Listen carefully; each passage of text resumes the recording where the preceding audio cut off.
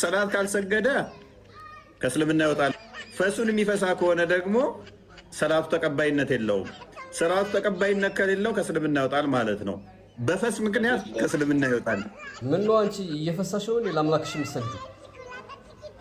ድንገት ሲል በስመ አብ ወወልድ ወመንፈስ ቅዱስ እያልክ ነው የምትቀጥለው?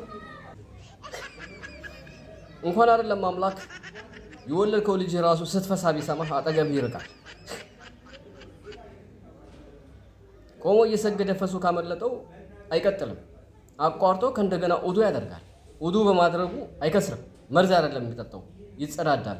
አምላክ ንጹህ ነው፣ ንጽህናን ይወዳል። ወል እንደሰማችሁት እንግዲህ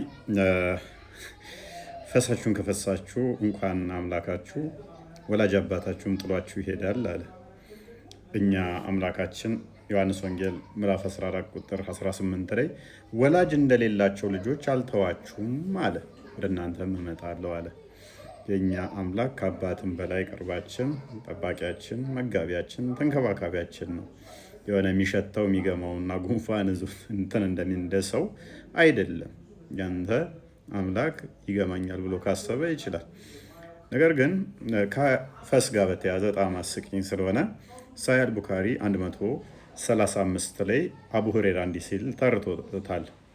አላህስ ሜሴንጀር ሰይድ ያላ መልእክተኛ እንዲህ አለ The prayer of a person who does hadath is not accepted till he performs the ablution. ጸሎት እያደረገ ያለ አንድ ሰው ፈሱን ከፈሳ ድንገት ኦቡሉሽን ወይም ደግሞ ትጥበት እስከሚፈጽም ድረስ ጸሎቱ ተቀባይነት የለውም ይላል።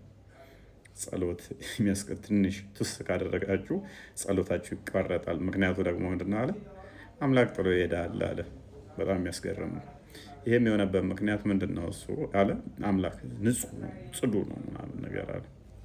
አምላክ የፈጠረ ሲሰራ በመጀመሪያ እንኳን ሱረቱ ሂጅር 26ኛው አያ ላይ ሰውን ከሚጨለጨል ሸክላ ከሚገማ ጥቁር ጭቃ በእርግጥ ፈጠር ነው ይላል። ሰውን የፈጠረው እንደ እስልምና አስተምሮ አላህ ከምንድነው? ከሚገማ ከሚጨለጨል ከሚጣበቅ ጭቃ ነው። ታዲያ እንዴት ነው የፈጠረው ሲባል ሱረቱ ሳድ 75ኛው አያ ላይ እንደዚህ ይላል፣ ኢብሊስ ወይ በሁለት እጆቼ ለፈጠርኩት ከመስገድ ምን ከለከለህ ይላል። በሁለት እጆቹ በሚጣበቅ ጭቃ ከሚገማ አደምን ፈጥሮታል ተብሎ ይታመናል። ሰው በሚገማ ነገር የፈጠረ አካል በሁለት እጆቹ የሚገማ ጭቃ የፈጠረ አካል ቆሻሻን ይጠላል ማለት በጣም አስቂኝ ነው። እኛ ፈጣሪን የሚያቆሽሽ ምንም ነገር የለም ብለን ነው የምናምነው።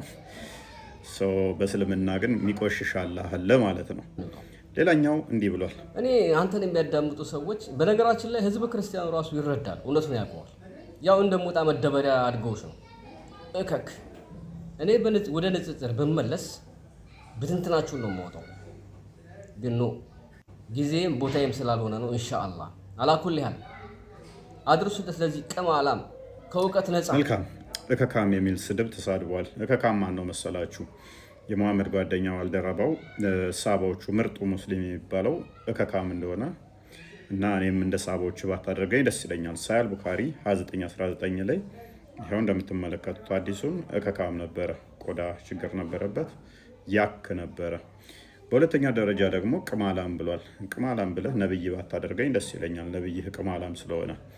ይሄውም ደግሞ ሱናን አቢ ዳውድ 3028 ላይ ናሬትድ ዘይነብ የሙሐመድ ሚስት እንደተረከችው she was picking lies from the head of the messenger of Allah ከአላህ መልእክተኛ ጭንቅላት ላይ ቅማል ትለቅምለት ነበር ይላል።